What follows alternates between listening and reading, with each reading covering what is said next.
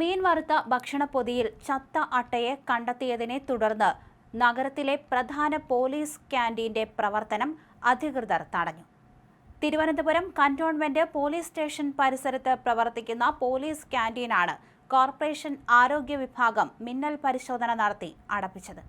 ക്യാന്റീനിൽ ഗുരുതരമായ ശുചിത്വ പിഴവുകൾ സ്ഥിരീകരിച്ചതിനെ തുടർന്നാണ് നഗരസഭയുടെ അടിയന്തര നടപടി.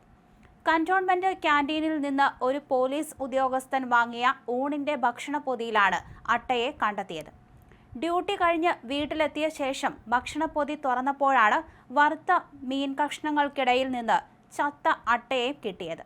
മനമറിപ്പുണ്ടാക്കിയ ഈ സംഭവത്തെ തുടർന്ന് ഉദ്യോഗസ്ഥൻ ഉടൻ തന്നെ ചിത്രങ്ങൾ സഹിതം തിരുവനന്തപുരം നഗരസഭ ആരോഗ്യ വിഭാഗത്തിന് രേഖാമൂലം പരാതി നൽകി. പരാതി ലഭിച്ചയുടൻ കോർപ്പറേഷൻ ഹെൽത്ത് ഇൻസ്പെക്ടറുടെ നേതൃത്വത്തിലുള്ള സംഘം ക്യാന്റീനിലെത്തി വിശദമായ പരിശോധന നടത്തി.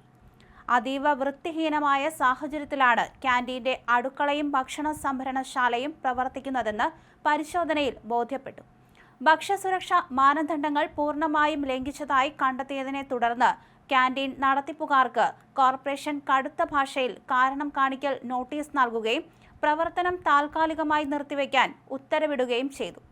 കഴിഞ്ഞ കുറച്ചു നാളുകളായി ഈ ക്യാന്റീനിലെ ഭക്ഷണത്തിന്റെ ഗുണനിലവാരത്തെക്കുറിച്ചും വിലയെക്കുറിച്ചും പോലീസുകാർക്കിടയിൽ തന്നെ വ്യാപകമായ പരാതികൾ ഉണ്ടായിരുന്നു. എന്നാൽ കന്റോൺമെന്റ് പരിസരത്തുള്ള ജീവനക്കാരുടെ പ്രധാന ആശ്രയമായതിനാൽ പലരും പരസ്യമായി പരാതിപ്പെടാൻ മടിക്കുകയായിരുന്നു.